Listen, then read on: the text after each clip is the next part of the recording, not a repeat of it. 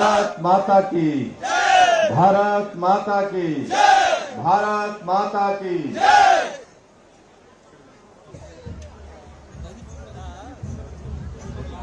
आज इस बहुत ही ऐसे घुमा थोड़ा सा बहुत ही शानदार भव्य कार्यक्रम में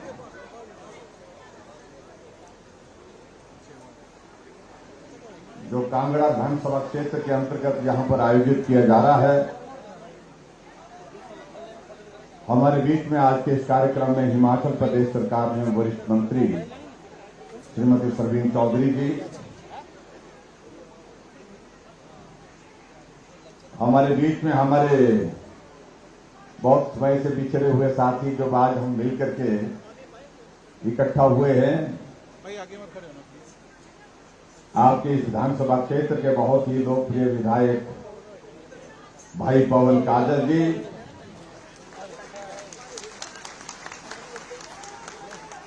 हमारे बीच में लोकप्रिय विधायक रविंद्र धिरान जी, विशाल नहरिया जी, हमारे अरुण कुक्का जी,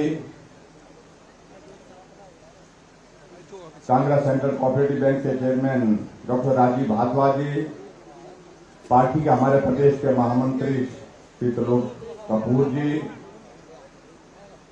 और हमारे बीच में जो अभी हाल ही में कांग्रेस पार्टी छोड़ करके हमारी पार्टी में शामिल हुए 4 बार के विधायक रहे, जिनके साथ हमने भी हिमाचल प्रदेश की विधानसभा में काम किया, भाई योगराज जी भी हमारे बीच में यहाँ, आपका भी स्वागत है। पार्टी के हमारे जिला के अध्यक्ष चंद्रभूषण नाथ जी, जिला परिषद के अध्यक्ष रमेश बराड़ जी, हमारे बीच में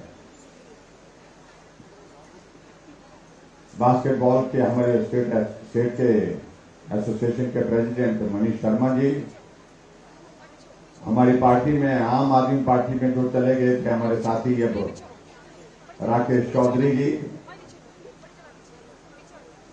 हमारे बीच में मंडल के अध्यक्ष सतपाल सोनी जी, पार्टी के हमारे साथी Shri Hindveer Kohli ji, deputy commissioner Kangra, SP Kangra, विभागों के सभी अधिकारीगण, उपस्थित सभी भाइयों बहनों, नौजवान साथियों और पत्रकार मित्रों,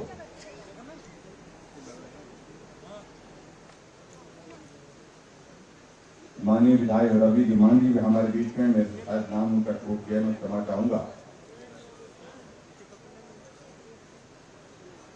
आज फिर से कांगड़ा में आप सबके दर्शन करने के लिए सौभाग्य प्राप्त हुआ है। आप बड़ी गर्मजोशी के साथ बड़ी संख्या में यहां पहुंचकर आए हैं। मैं आप सबका हृदय की गहराइयों से आप सबका अभिनंदन करता हूं, आप सबका बहुत बहुत धन्यवाद करता हूं।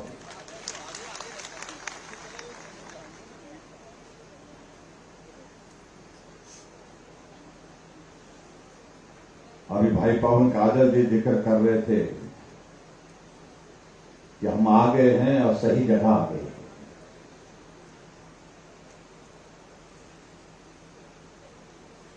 मैं इतना जरूर कहना चाहता हूं कि पवन काजल और हम इकट्ठा हम एक ही पार्टी में काम करते थे, लेकिन कई बार जीवन में ऐसा भी मोड़ आ जाता है जब रास्ते अलग हो जाते हैं कुछ देर के लिए, लेकिन उसके बाद ऐसा भी कई बार हो जाता है फिर रास्ते मिल जाते हैं, फिर आगे के रास्ते साझे हो जाते हैं, इकट्ठा हो जाते हैं। तो ये दौर वो है कि हम फिर से एक मोड़ पे आकर के मिल गए हैं और मिलकर के आगे चलेंगे, कांगड़ा के विकास के लिए, हिमाचल के विकास के लिए सब मिलकर के काम करेंगे।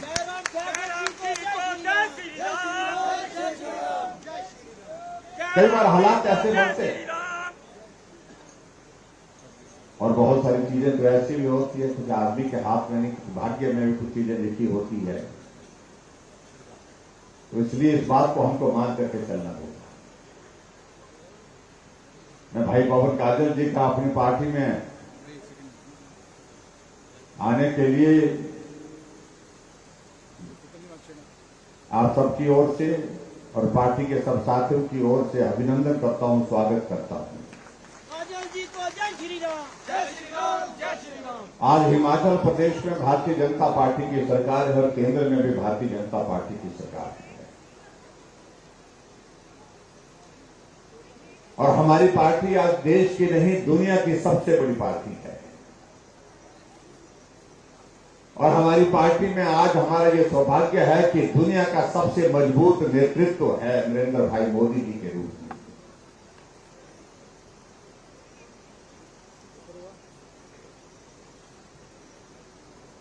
और इसलिए इस बात को हम कह सकते हैं, जहां देश का भविष्य है, जहां प्रदेश का भविष्य है, जहां समाज का भविष्य है, जहां कांगड़ा का भविष्य है, उस भविष्य को संवारने के लिए हम मिलकर के चलें, इकट्ठा होकर के चलें, ये आज की आवश्यकता है। भाई पवन काजल जी से हम इस बात को लेकर के बात कर रहे थे। कई बार विधानसभा के अंदर गर्मा गर्मी में पक्ष और विपक्ष के बीच में नोक झोंक भी होती थी।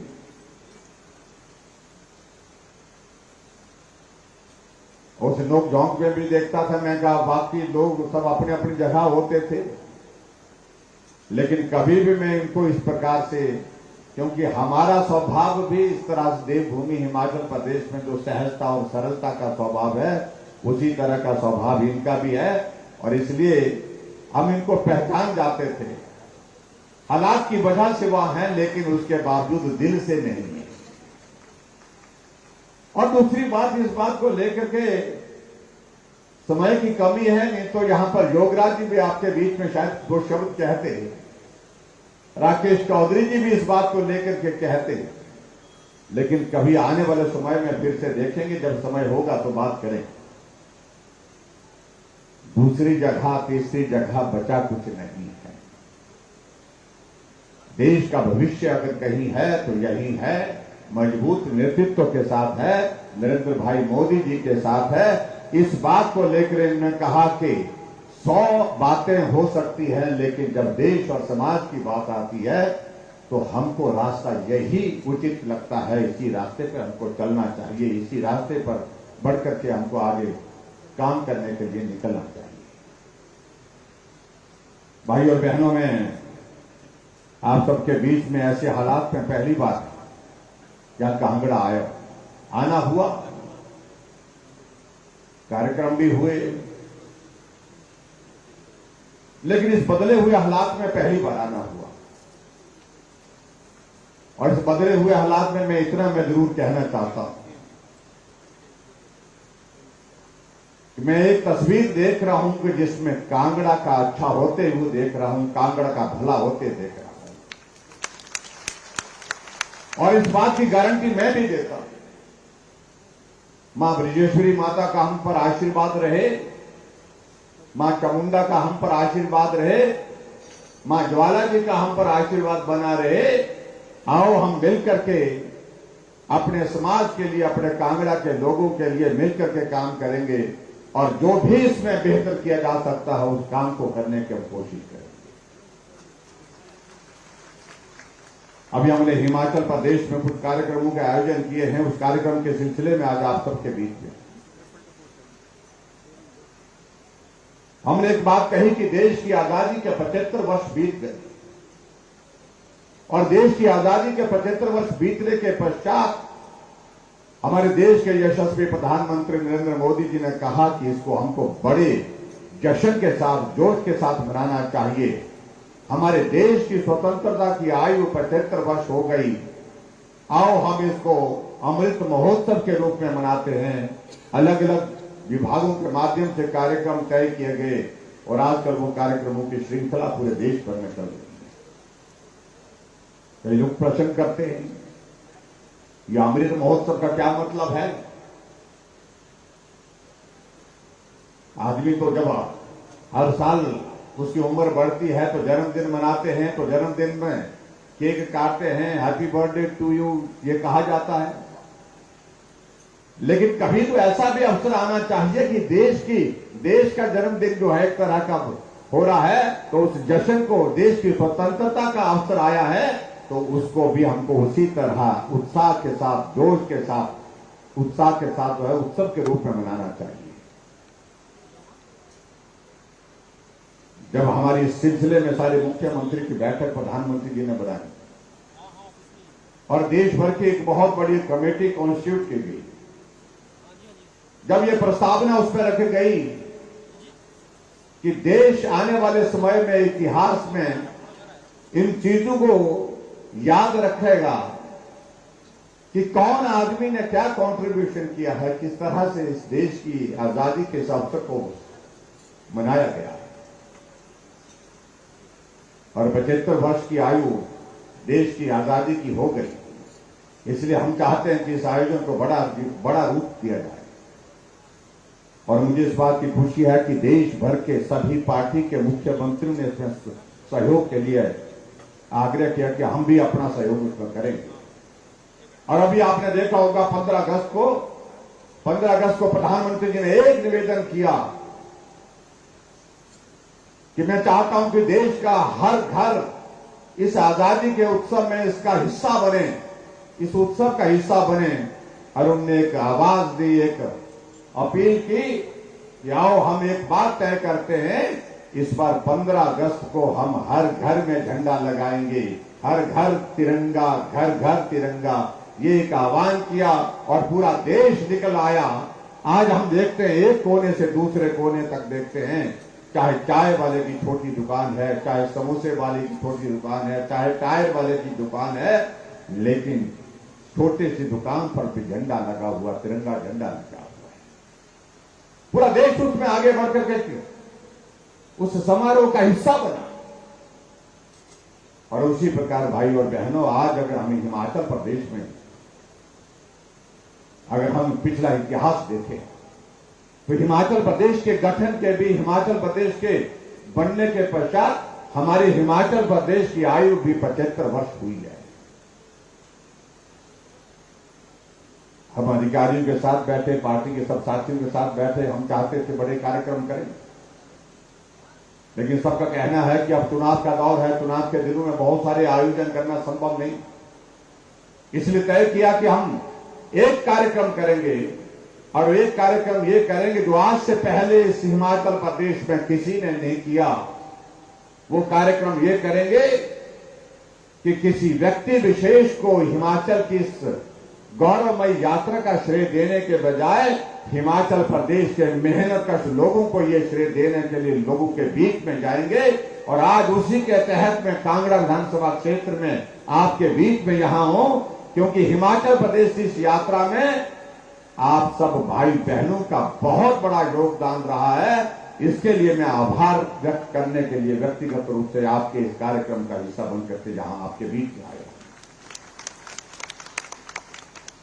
हम नेताओं का अभिनंदन करते हैं, बार बार करते हैं, और स्वाभाविक रूप से उनके प्रति भी हमारा सम्मान है। उन्होंने भी हिमाचल को आगे बढ़ाने में अपना योगदान दिया है। पूर्व में मुख्यमंत्री रहे डॉक्टर यशवंत सिंह परमार जी, ठाकुर रामलाल जी, श्री वीरभद्र सिंह जी, श्री शांता कुमार जी, श्री प्रेम कुमार धूमल जी, सब लोगों ने योगदान दिया है। उनके योगदान के लिए भी हम हृदय से उनका आभार व्यक्त करते हैं। लेकिन उसके बावजूद हमने एक बात कही कि ये अवसर है, हिमाचल अगर आगे बढ़ा है तो ये हिमाचल के मेहनतकश लोगों के बलबूते बढ़ा है। चाहे वो मजदूर है, मजदूरी करता है, उसका भी बहुत बड़ा योगदान है। एक किसान का, एक बागबान का अपना योगदान है, एक बुजुर्ग का अपना योगदान है, एक नौजवान का अपना योगदान है, एक कर्मचारी का अपना योगदान है, एक अधिकारी का अपना योगदान है। इसलिए हमने कहा हम पूरे हिमाचल प्रदेश में जाकर के हिमाचल की जनता का सार्वजनिक मंच से उनका अभिनंदन करेंगे, उनका आभार व्यक्त करेंगे और साथ में ये भी अपील करेंगे कि सफर अभी समाप्त नहीं हुआ है। आने वाले समय में हिमाचल और प्रगति करते हुए आगे बढ़े, उसके लिए भी आप सबका सहयोग चाहिए, आप सबका आशीर्वाद चाहिए, आप सबका साथ चाहिए। ये भी हम निवेदन करने के लिए आपके बीच में आज इस कार्यक्रम में। भाई और बहनों, अगर इतिहास में अगर हम जाएं मैं 2-4 चीजों का जिक्र हमेशा करने की कोशिश करता हूं, उससे आपको एक आप नक्शा आपके सामने खड़ा हो जाता है कि हिमाचल 1948 15 अप्रैल 1948 से पहले जब हिमाचल बना, उससे पहले क्या स्थिति थी। हमने चंबा के मिंजर के मेले से इस कार्यक्रम की शुरुआत की थी, और जब मैं प्रदर्शनी में वहां पर देखने के लिए गया तो हमने वो भी देखा जब आजादी से पहले, यानी कि 15 अप्रैल 1948 से पहले जब हिमाचल प्रदेश का गठन हुआ, एक पुल है जिसमें लोग नदी को पार कर रहे हैं। वो पुल घास की रस्सी बना करके उस पुल को बनाया गया था उस वक्त, और उस पुल से लोग आर पार जा रहे थे। आप ये प्रदर्शनी यहां सामने लगी है, मेरा आपसे निवेदन है कि आप जरूर इस प्रदर्शनी को भी देखें। नदी को पार करने के लिए और व्यवस्था नहीं होती थी।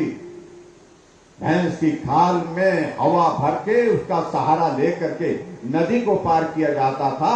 रावी नदी को भी उसी तरह से पार किया जाता था।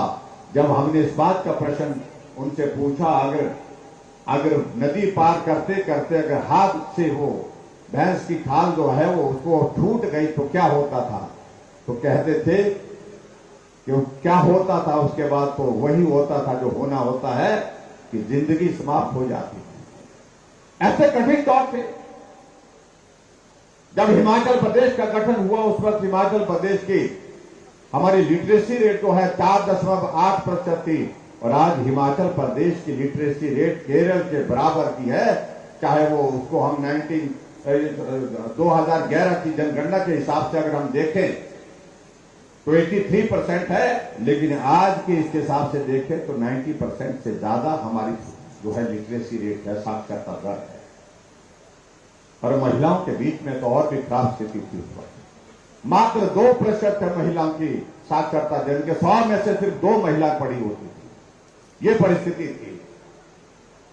और उस वक्त जब हिमाचल बना उस वक्त 228 किलोमीटर सड़क हिमाचल प्रदेश में सारी थी, और आज 39,500 किलोमीटर सड़क हिमाचल प्रदेश में है, और जिसमें से 20,000 किलोमीटर सड़क का योगदान उस योजना का है जो योजना देश के हमारे पूर्व प्रधानमंत्री अटल बिहारी वाजपेयी जी ने शुरू की थी, जिसको हम प्रधानमंत्री ग्राम सड़क योजना कहते हैं।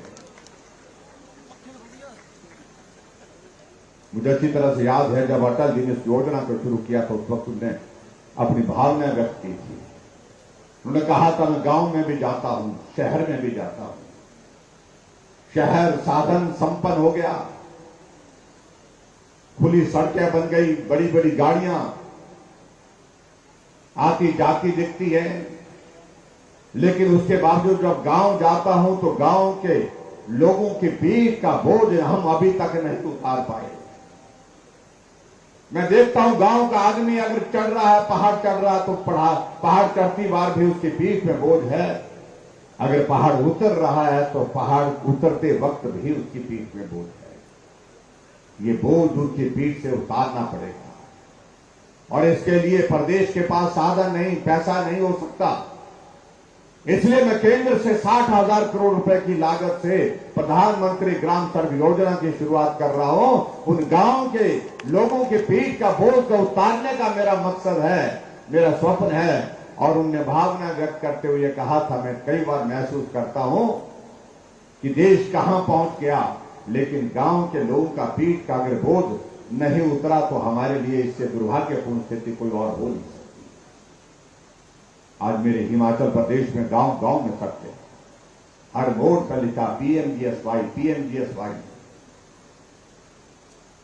आज गांव का कोई गरीब आदमी भी आता है, सड़क की मांग करता है, कागज पढ़ा लिखा ज्यादा नहीं है, कागज में लिखता है कि इसको प्रधानमंत्री सड़क में डालो। क्यों? क्योंकि उनको मालूम है कि उसमें पैसा जल्दी मिलेगा, दिल्ली से पैसा आएगा और सड़क जल्दी बनेगी, पक्की बनेगी। इसलिए भाई और बहनों, अगर हम बातें कहेंगे तो बहुत लंबा वक्त लगेगा। हिमाचल प्रदेश में हमारी सरकार का 5 वर्ष का कार्यकाल पूरा होने जा रहा है, और जब 5 वर्ष का कार्यकाल पूरा होने जा रहा है तो कई बार जब हम इस प्रकार के कार्यक्रम के आयोजन कर रहे हैं तो हमारे कुछ साथी प्रश्न खड़ा करने की कोशिश कर रहे हैं। कि मुख्यमंत्री जी घूम रहे हैं, बड़े बड़े तंबू लगा रहे हैं।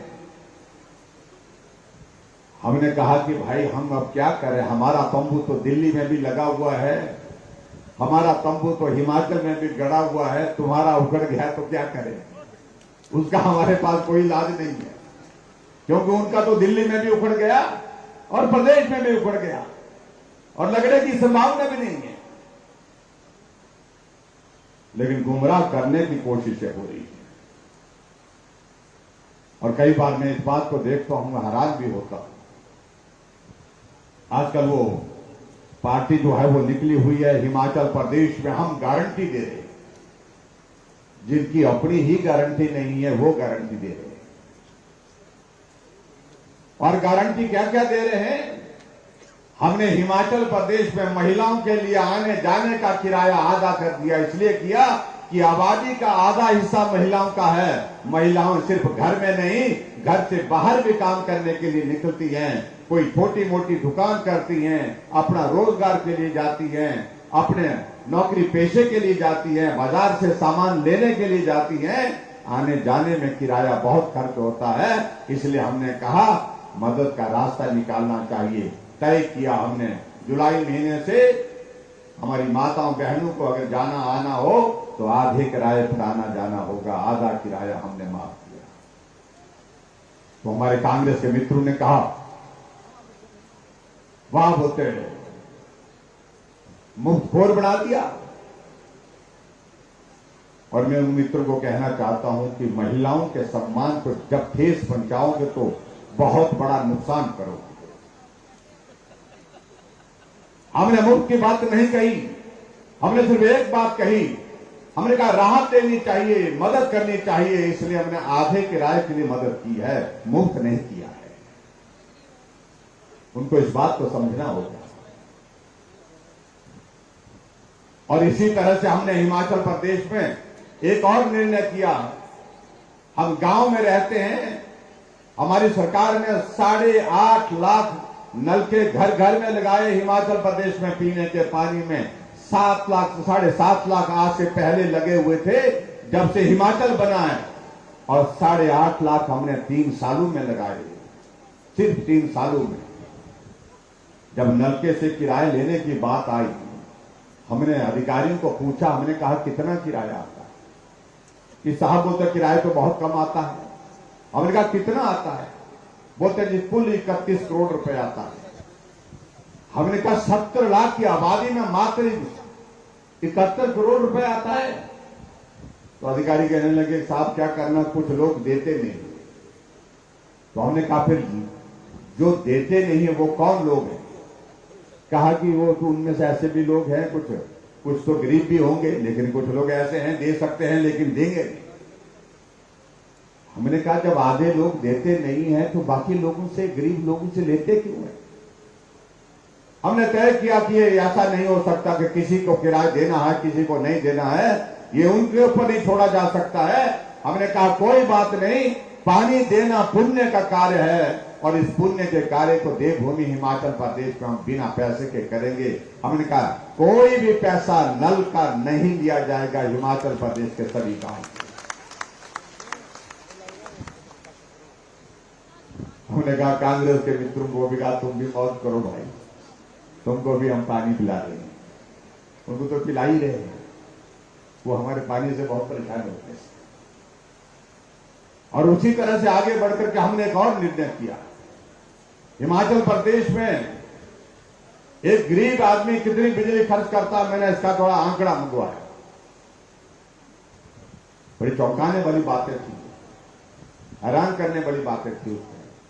हमने कहा हम ऊर्जा राज्य के रूप में जाने जाते हैं, हम बिजली को दूसरे प्रदेशों के लिए बेचते हैं। पंजाब को हमारी बिजली होती है, हरियाणा को हमारी बिजली से उजाला होता है, दिल्ली को, राजस्थान को, और नेशनल ग्रिड में हम बिजली बेचते हैं। लेकिन हिमाचल के गरीब लोगों के लिए हमने क्या मदद की? एक बार बिजली का मीटर लगता था, मीटर चले तो ना चले, लट्टू जले तो ना जले, लेकिन 55 रुपए महीने का किराया कम से कम आता था, क्योंकि 15 रुपए फिक्स चार्जेस हमारे मीटर के होते थे और 40 रुपए फिक्स चार्जेस हमारे जो है सर्विस चार्जेस के होते थे, 55 रुपए देने ही पड़ते थे, मीटर जले लट्टू जले चाहे ना जले। हमने कहा ये गलत है। फिर हमने इस बात को पूछा गरीब आदमी कितने बल्ब लगाता है घर में, बोलते थे 2, 3, 4, ज्यादा से ज्यादा 4। हमने कहा कितनी बिजली खर्च होती है, कहा कि 50 यूनिट, ज्यादा से ज्यादा 60 यूनिट। पहले हमने घोषणा की कि उन गरीब लोगों के लिए 60 यूनिट पर बिजली हम हिमाचल प्रदेश में उसका हम 0 बिल लेंगे, उसका पैसा नहीं लेंगे। लेकिन बाद में कुछ आदमी आए हमारे पास, अधिकारी भी आए, बाकी लोग मिले कि ये थोड़ा इसको बढ़ाना चाहिए, क्योंकि मध्यम वर्ग के भी लोग हैं, बहुत सारे लोग हैं ऐसे हैं जो 60 यूनिट से 100 यूनिट, 110 यूनिट, 120 यूनिट तक ज्यादा से ज्यादा खर्च करते हैं, उनके लिए भी राहत देनी चाहिए। फिर हमने उस बात को सुना, उस बात को सोचा, विचार किया, आखिर हमने निर्णय किया कि हिमाचल प्रदेश में 125 यूनिट तक बिजली का किराया नहीं लेंगे। और मैं इस बात को दावे के साथ कह सकता हूं, यहां जितने भी लोग यहां पर बैठे हैं, कुछ लोगों को छोड़ करके जिनके घर में कोई कारोबार चलता है, कुछ और काम चलता है बिजली से, कोई और मशीन चलती है, उनकी बात छोड़ करके मैं दावे के साथ कह सकता हूं कि जुलाई महीने का बिल आप सबको जो आया है, कितना आया है? 0 बिल आया है, 0 बिल आया है, बिना किराए क्या क्या। जय श्री राम, जय श्री राम। ठाकर जी को जय श्री राम, जय श्री राम, जय श्री राम। और उस वक्त भी कांग्रेस के लोगों ने शिमला में प्रेस कॉन्फ्रेंस की, कहा अब तो सबको बोलता मुफ्तखोर बना दिया, पूरे हिमाचल वासियों को मुफ्तखोर बना दिया। हमें तो तुम मुफ्तखोर बोल रहे हो, लेकिन अपना भी सोचिए। अभी हाल ही में इनने गारंटी दी, 10 गारंटी दी कांग्रेस के नेताओं ने। इनका एक मुख्यमंत्री, छत्तीसगढ़ के मुख्यमंत्री बघेल साहब हिमाचल प्रदेश में आए, यहां का प्रभारी बनाया है, और उनने घोषणा क्या की कि हिमाचल प्रदेश में महिलाएं जो है 18 साल से 60 साल तक, उनको हम 1500 रुपए हर महीने का देंगे, और हिमाचल प्रदेश का बिजली का किराया 300 यूनिट तक हम कोई नहीं लेंगे। आप अंदाजा लगाइए, अभी 1 महीने पहले हमको कह रहे थे कि तुमने मुफ्तखोर बना दिया। अरे हमने जो कहा था, हमने अगर पानी की बात कही तो पानी दे रहे हैं, बिना पैसे के दे रहे हैं। अगर हमने बिजली की बात कही तो 125 यूनिट बिना पैसे के दे रहे हैं, 0 बिल के साथ दे रहे हैं। अगर महिलाओं के लिए हमने 50% हमने कहा कि आधा किराया ले लेंगे, तो आधा किराया ले रहे हैं। हम तो जो कहे थे हम कर चुके हैं, और जो तुम कह रहे हो कि हम आएंगे तो करेंगे, पहले तो आएंगे ही कैसे? आने देंगे तो ना, आप देंगे आने उनको? नहीं देंगे। ये सब कहते हैं, पूरा देश कह रहा है। जो पार्टी पूरे देश में खत्म हो गई, जिसका कुछ बचा नहीं, उसको यहां बचा करके हम क्या करेंगे? और इसलिए हमारी बात से बहुत परेशान होते हैं आजकल बोलो। हमने कहा रिवाज बदलने की बात कही हमने, तो कहने लगे कि रिवाज बदलने की बातें मत करो। हमने कहा अच्छे रिवाज बदलने की बात नहीं करें, अच्छे रिवाज मजबूत करने होंगे, लेकिन कुछ रिवाज ऐसे हैं जो समाज के लिए और प्रदेश के हित में नहीं होते हैं। उन रिवाजों को बदलने की बात हम कह रहे हैं। और जहां तक हमारी बात, हमने हिमाचल प्रदेश में पहले दिन से रिवाज बदलने की शुरुआत की है। जब हिमाचल प्रदेश में सरकार भारतीय जनता पार्टी की बनी, तो पहली कैबिनेट की बैठक में हमने जो रिवाज बन चुका था हिमाचल प्रदेश में, उसको बदल डाला। और रिवाज बना हुआ था कि पुरानी सरकार के योजनाओं को बंद करने की घोषणा होती थी, पुरानी सरकार के समय के नेताओं के खिलाफ मामले दर्ज करने की बात होती थी, पुरानी सरकार के समय अधिकारियों के ऊपर मामले दर्ज करने की बात होती थी। यानी कि बदले की भावना से काम करने का रिवाज बन चुका था। लेकिन हमने आकर के कहा कि इस रिवाज को इस देवभूमि में नहीं पनपने देना चाहिए, इस रिवाज को बंद करना चाहिए। हमने रिवाज बदलने की बात उस वक्त से की थी, पहले दिन जिस दिन हिमाचल प्रदेश में हमारी पार्टी की सरकार थी। आज 5 साल बीतने को है, लेकिन हमने बदले की भावना से हिमाचल प्रदेश में कहीं भी कोई कार्रवाई नहीं। हमने देवभूमि हिमाचल प्रदेश के संस्कार और संस्कृति के मुताबिक इस प्रदेश को आगे बढ़ाने का प्रयत्न किया है। इस बात को हमारे कांग्रेस के मित्रों को समझना होगा। कई लोग मेरे को मिलते हैं कि आपने बहुत अच्छा किया, ये जो रिवाज बन चुका था बदले की भावना से काम करने का, उसको बंद किया। इसका एक बहुत बड़ा संदेश गया है।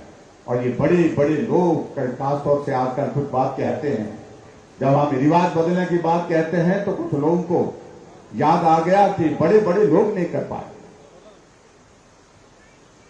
एक दिन मैंने एक नेता को सुन रहा था, वो कह रहे थे उम्र में बहुत छोटे हैं लेकिन दिमाग में बात बैठ गई कि वो बड़े हैं। उन्होंने कहा ये रिवाज हिमाचल प्रदेश का बदलने की मुख्यमंत्री बात कर रहे हैं, इसको बड़े बड़े नेता नहीं बदल पाए। हमने कहा कौन बड़े बड़े नेता? फिर अगले शब्द में उसने कहा कि राजा साहब 6 बार रहे हैं, वो भी बदल नहीं पाए। जयराम तो किस खेत की मूली? मैंने कहा सही कहा आपने, हम तो किस खेत की मूली है। मैंने कहा उनसे कि भाई एक बात याद रखना, सारे काम बड़े लोगों से नहीं होते हैं, कुछ काम छोटे लोग भी करते हैं। मैं छोटे लोगों के साथ रह करके इस काम को करूंगा, छोटा आदमी छोटे लोगों के बीच में रह करके काम करूंगा। और हिमाचल प्रदेश में जो बड़े लोग नहीं कर पाए उसको हम सब लोग छोटे जो जितने भी बैठे हैं हम सब मिल करके उस काम को पूरा करेंगे और रिवाज बदल करके डालेंगे। जयराम ठाकुर जी को जय श्री राम। जय श्री राम। जय श्री राम। राजन जी को जय श्री राम। ये भी बड़ी अजीब परिस्थिति है।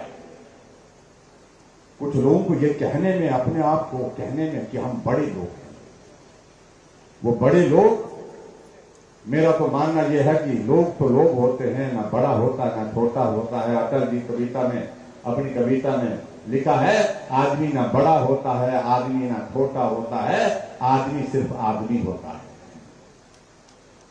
ये भाव उनके मन में नहीं, वो अपने आप को बड़ा, इतना बड़ा मान करके चल रहे हैं, बाकी को बहुत छोटा मानते।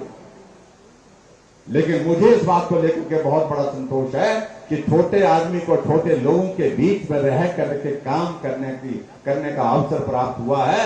और इसलिए हम दावा करते हैं कि जो बड़े लोग सोच रहे हैं उसको छोटे लोग जो है वो करके डालेंगे। ये मैं आपके बीच में कहना चाहता हूं। आने वाले समय में वक्त का इंतजार करें। भाइयों और बहनों, आप सबके बीच में योजनाओं का मैं जिक्र करूंगा तो बहुत लंबा वक्त आएगा। हमने इस बात का जिक्र किया, हिमाचल प्रदेश में कांग्रेस की सरकार में 80 साल के बाद पेंशन मिलती थी बुजुर्गों के लिए आय सीमा में छूट के साथ।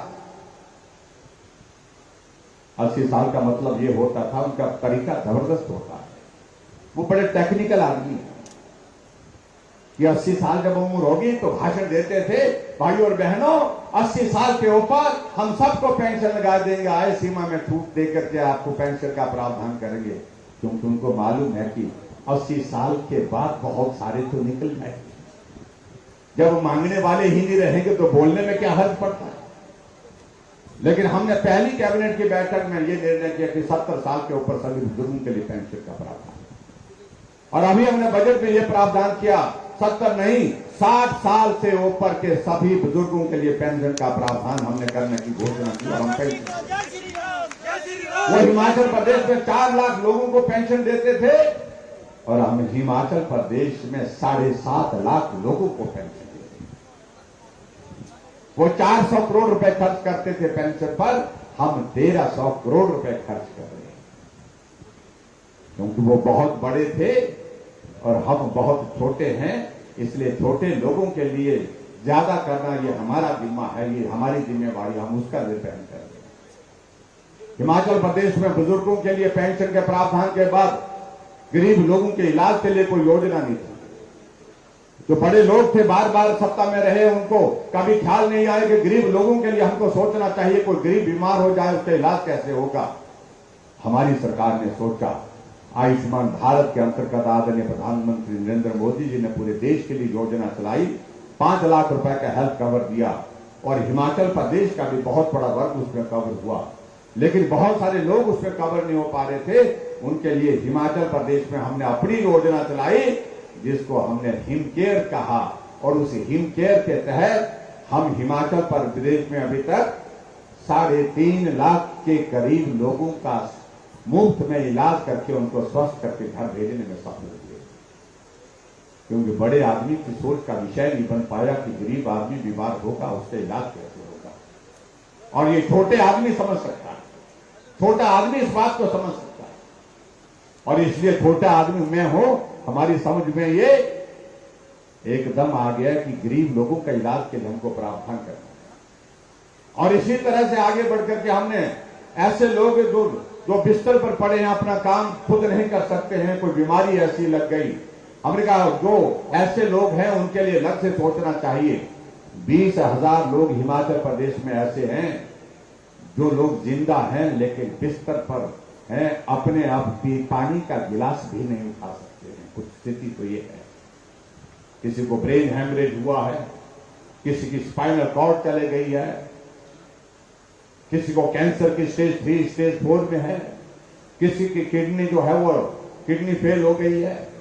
ऐसी बीमारी के तमाम जितने भी मरीज हिमाचल प्रदेश में हैं उनको सहारा योजना के अंतर्गत हमने रजिस्टर किया। 20,000 ऐसे लोग हैं जिनको हर महीने 3,000 रुपए दे करके उनके खाते में डाल करके मदद कर रहे हैं। लेकिन बड़े लोगों को ये ख्याल नहीं आया। तो वो बहुत बड़े थे, उनके समझ में नहीं आया कि कोई गरीब आदमी अगर इस तरह के हालात में से गुजर रहा तो उसके लिए भी कुछ सोचना चाहिए। गरीब बेटी की शादी होगी और उसके लिए हमने अलग से योजना की शुरुआत की। जिस दिन उस गरीब परिवार की बेटी की शादी होगी 31,000 रुपए हम शगुन के रूप में उस बेटी को आशीर्वाद के साथ जो है वो मदद करेंगे, शगुन देंगे। ये हमारी सरकार ने तय किया। लेकिन कांग्रेस की सरकार ने कभी नहीं उस बात को लेकर, कभी नहीं सोचा इस बात को लेकर के। और इसी तरह से भाई और बहनों और बहुत सारी योजनाएं हैं जिन योजनाओं में हम जाकर के हम बात कर सकते हैं। आज हम इस बात को कह रहे हैं, घर घर में गैस का चूल्हा पहुंच गया। जब हम गैस का चूल्हे का जिक्र करते हैं कि कहते हैं कि गैस महंगी हो गई, उनको ये भी होना चाहिए गैस का चूल्हा बिना पैसे के दिया, हमने घर घर में पहुंचाया बिना पैसे के, साथ साथ में गैस का सिलेंडर भी दिया। अभी 2 रिफिल हम दोबारा आने वाले समय में हम और दे रहे हैं। इस बात को भी उनको समझना चाहिए। लेकिन गरीब आदमी के मन में एक भाव आता था कि मेरे पड़ोस में गैस का कनेक्शन उसके रसोई में है, बिना धुएं के वहां पर खाना बनता है, और मेरे यहां पर खाना जो है लकड़ी को जला करके धुएं के बीच में बनता है। ये भाव उसके मन में रहता था। इसलिए हमने हिमाचल प्रदेश में हर घर में गैस का चूल्हा पहुंचाने के लिए काम किया। 3,35,000 गैस के चूल्हे हिमाचल प्रदेश के घर घर में पहुंचाए। इन योजनाओं का जिक्र करेंगे तो बहुत लंबा वक्त जाएगा भाई और बहनों। में आप सबके बीच में सिर्फ इतना ही कहना चाहता हूं कि जरूरत आज की तारीख में यह है कि हम नरेंद्र मोदी जी के साथ मिलकर के चलें। जरूरत हिमाचल प्रदेश की है। हमारे लिए यह सौभाग्य की बात है कि नरेंद्र मोदी जी देश के प्रधानमंत्री होते हुए हिमाचल प्रदेश को अपना घर मानते हैं। 8 साल केंद्र सरकार के पूरे होते हैं तो मोदी जी 8 साल का वो जश्न मनाने के लिए हिमाचल प्रदेश के शिमला के रिज में आते हैं। और शिमला के रिज में आने से पहले माल रोड में एक कोने से दूसरे कोने तक पैदल जाते हैं। ये हमारे देश के प्रधानमंत्री की भावनाएं इस हिमाचल प्रदेश के प्रति है। पूरे देश के चीफ सेक्रेटरी की कॉन्क्लेव हिमाचल में हुई, धर्मशाला में हुई, रात को ठहराव भी यहां पर हुआ। 2 दिन प्रधानमंत्री जी यहां रुके और हिमाचल प्रदेश के लोगों के बीच में अपना वक्त गुजारा। बहुत सारी चीजें ऐसी जो जिनको हम कह सकते हैं, लेकिन मैं ये जरूर कहना चाहता हूं कि पवन काजल जी हमारे बीच में अभी आए हैं और बहुत सारी चीजें हमने आपके इस विधानसभा क्षेत्र में जो हर तरह से जो विकास के लिए जो जरूरत महसूस की जाती थी, हमारे साथियों ने जो बोला उसको हमने पूरा करने की हमने कोशिश की। आज मुझे इस बात की भी खुशी है कि यहां से हमने अभी बटन दबाया और 23 विभिन्न योजनाओं का उद्घाटन शिलान्यास यहां आपके बीच में किया, जिसमें 10 उद्घाटन, 13 शिलान्यास और 23 कुल योजनाएं, और उनमें 53 करोड़ रुपए की सौगात आज इस तरफ जो बाईं तरफ, मेरी बाईं तरफ और आप सबकी दाईं तरफ लगी पट्टिकाएं आपके इस विधानसभा क्षेत्र की चश्मदीद गवाह बनकर के इस क्षेत्र में विकास को गति देने में हमारी एक बहुत महत्वपूर्ण भूमिका रही है। उसके लिए मैं आप सबको बहुत बहुत बधाई देता हूं और बहुत बहुत शुभकामनाएं देता हूं। और मुझे पूरा भरोसा है कि आपके इस क्षेत्र के विकास के लिए जो किया जा सकता था उसको हमने करने की कोशिश की है। बाकी सारी चीजों को लेकर के यहाँ बहुत लंबी सूची बनाई है। मैं उसमें से 2-3 चीजों का जिक्र करूंगा। खास तौर से योजनाएं बहुत सारी इनने यहां पर बताई हैं। एक तो स्कूल से मैं शुरू करूं, यहां से गवर्नमेंट हाई स्कूल कॉलेज और गवर्नमेंट हाई स्कूल ठाकुर द्वारा और गवर्नमेंट हाई स्कूल बंदर, इन 3 स्कूलों को इन्होंने कहा कि इनको सीनियर सेकेंडरी स्कूल करने की बात कही है। इन तीनों स्कूलों को मैं सीनियर सेकेंडरी स्कूल करने की यहां पर घोषणा करता हूं और उसी तरह से गवर्नमेंट मिडिल स्कूल धमेर को भी अपग्रेड करके गवर्नमेंट हाई स्कूल करने की इसकी घोषणा करता हूं। और इसी तरह से आगे government senior secondary school Mataur में इनका कहना है कि वहां पर साइंस ब्लॉक की जरूरत है, तो वहां पर हम साइंस ब्लॉक बना करके देंगे। इसको भी मैं स्वीकृत करता हूं, इसको भी स्वीकार करता हूं, ताकि वहां पर बच्चों को साइंस की क्लासेस, साइंस की लैब जो है, साइंस ब्लॉक, सब कुछ एक साथ मिलकर के वहां पर काम करने का, पढ़ाई करने का अवसर प्राप्त हो सके। और इसी तरह से गवर्नमेंट डिग्री कॉलेज मटौर में साइंस क्लासेस को शुरू करने के लिए इन्होंने कहा है और मुझे मालूम नहीं वहां की स्ट्रेंथ कितनी कर है। और उसके साथ साथ में साइंस की क्लासेस वहां पर और government senior secondary school board Kawalu में साइंस की क्लासेस और उसके साथ साथ में गवर्नमेंट सीनियर सेकेंडरी स्कूल वीरता में भी कॉमर्स, वहां पर कॉमर्स की क्लासेस खोलने की बात कही गई है। इन दोनों स्कूलों में ये साइंस की और कॉमर्स की क्लासेस जहां खोलने की बात कही गई, इसको भी मैं स्वीकार करता हूं, इनको भी पूरा करेंगे, ये मैं आपके बीच में कहता हूं। और जो गवर्नमेंट डिग्री कॉलेज मटौर में इसकी पूरी प्रपोजल मंगवा करके, इसको भी हम प्रपोजल को एग्जामिन करने के बाद इस पर भी हम निर्णय लेंगे। इसकी अगर स्ट्रेंथ होगी तो वह निश्चित रूप से गवर्नमेंट डिग्री कॉलेज मटौर में साइंस की क्लासेस भी शुरू कर देंगे। और इसी तरह से पशु चिकित्सालय ग्राम पंचायत सोहड़ा में खोलने की मांग की है, इसको भी मैं स्वीकार करता हूं। अगर उस पंचायत में दूसरा वहां पर वेटनरी हॉस्पिटल, वेटनरी डिस्पेंसरी अगर नहीं है तो निश्चित रूप से इसको भी करेंगे। और उसी तरह से ग्राम पंचायत राजल में एक हेल्थ सब सेंटर करने की बात, हेल्थ सब सेंटर है वहां पर, और उसको पीएचसी करने की जो बात कही है, उसको पीएचसी करने की मैं बात स्वीकार करता हूं। और इसमें नॉर्म जो पूरा आना चाहिए, थोड़ा सा यही होता है कई जगह ओपीडी का स्कोप बहुत कम होता है, वहां दिक्कत आती है। और एक ग्राम पंचायत गाहलिया में वहां पर भी हेल्थ सब सेंटर है, इसको अपग्रेड करके पीएचसी करने की भी मैं बात यहां पर पूरा करता हूं। इसको भी हम बना करके आपको देंगे। गांधी से आए हैं कोई? कम आए, उनको बोल देना भाई घर जाकर के आप लोग।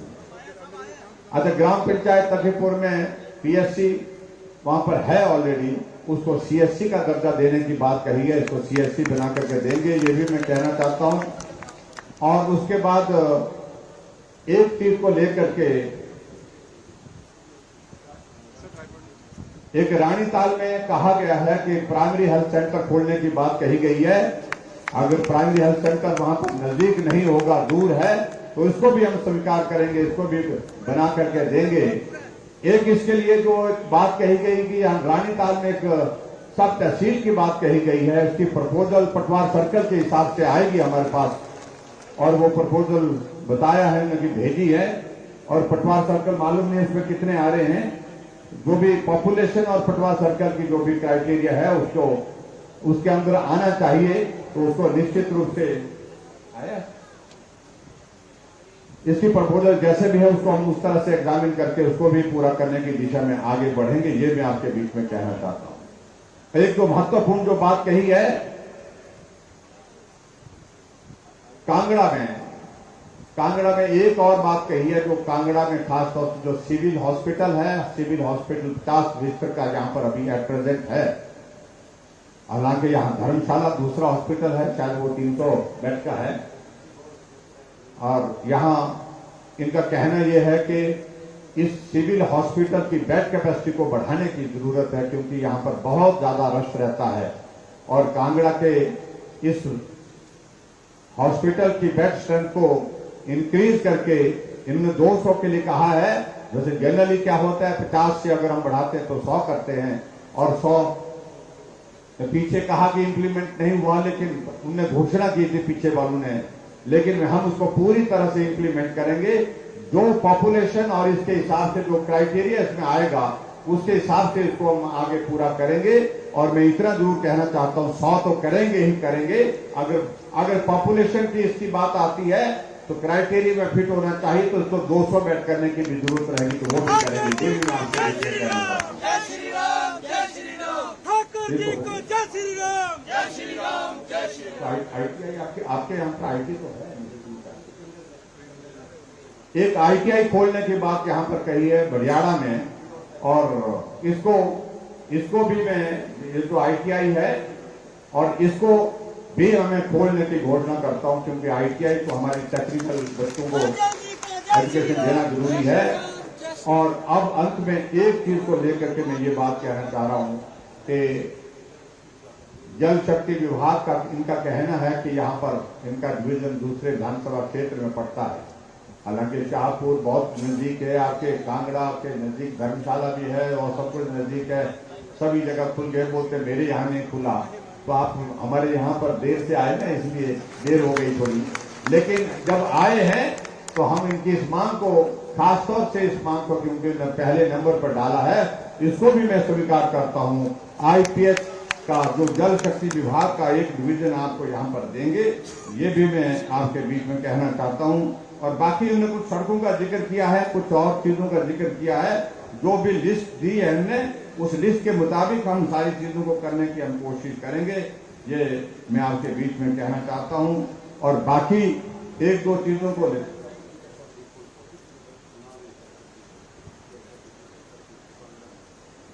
सब डिपो तो यहाँ डिपो का है, डिपो तो धर्मशाला में, HRTC का सब डिपो की उन्होंने बात कही है, इसको भी हम पूरा करेंगे, ये भी मैं आपके बीच में कहना चाहता हूं। और बाकी जहां तक आपको बता रहा हूं, मैंने सारी चीजें जो बताई हैं, हमने एक एक चीज को सारा पूरा किया है। और जहां इन्होंने बजट के लिए कहा है कुछ योजनाओं के लिए, उन योजनाओं के लिए मैं सिर्फ इतना ही कहना चाह रहा हूं, कुछ पैसे की जरूरत है, और पैसे की जरूरत जो होगा तो मैंने इनको कहा कि आप उनको लिख करके दें उन योजनाओं के बारे में, और जो भी आप लिख करके देंगे, जितना भी उसमें से किया जा सकता है तो उसको पूरा करेंगे, ताकि आपके इस क्षेत्र में विकास को गति मिल सके। एक यहाँ पर एक इन्होंने भी कहा है, बराड़ जी ने कहा कि एक लिंक रोड है, ये कौन सा, ये उसी में शामिल है, ये उसी में शामिल है, उसी सूची में शामिल है। उसके लिए भी कुछ पैसे का प्रावधान करके, कितना पैसा लगेगा एस्टिमेशन के लिए मैंने इनको कहा है।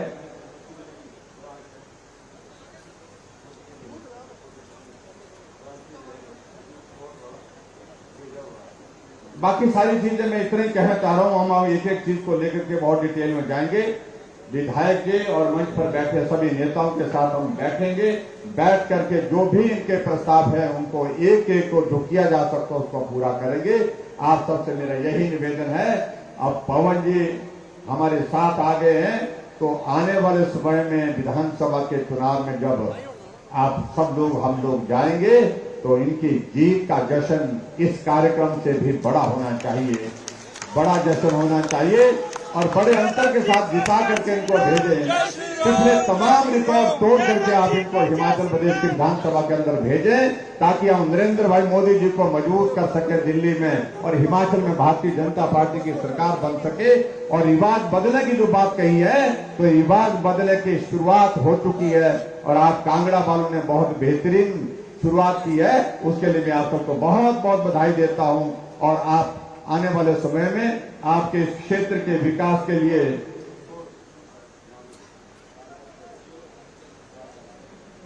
इसमें एक चीज उन्होंने कही कि कांगड़ा से तरसू सपोर्ट जो है वो भाटी व लगभग 10 पंचायतों को जोड़ने के लिए एक रेलवे ओवर ब्रिज ROB जो है वो बनाने की आवश्यकता है। इसको हम सेंट्रल गवर्नमेंट साथ भी टेकअप कर, रेलवे डिपार्टमेंट साथ भी टेकअप कर लेंगे और इसके लिए प्रावधान करेंगे, इसको भी बनाएंगे। बाकी आप सब आज के इस कार्यक्रम में बड़ी संख्या में आए, आप सबका बहुत बहुत धन्यवाद। रिवाज बदल करके फिर आपसे मुलाकात करेंगे, इतनी बात कहते हुए आप सबके बीच में आकर के हम जरूर बात करेंगे। मुझे इस बात की खुशी है कि हिमाचल प्रदेश में बहुत सारे काम आप लोगों ने किए हैं और मैं इस बात को भी देख रहे थे, आजकल कांग्रेस के लोग कुछ युवा रैलियां कर रहे हैं और उसके लिए हमने 10 करोड़ की लागत से आज हमने शिलान्यास किया है आपके इंडोर स्टेडियम का भी, और उसमें युवाओं को आगे खेल के क्षेत्र में आने के लिए सुनहरा अवसर होगा। ये भी मैं आपके बीच में कहना चाहता हूं। आप सबका बहुत बहुत धन्यवाद। नमस्कार। जय हिंद, जय हिमाचल।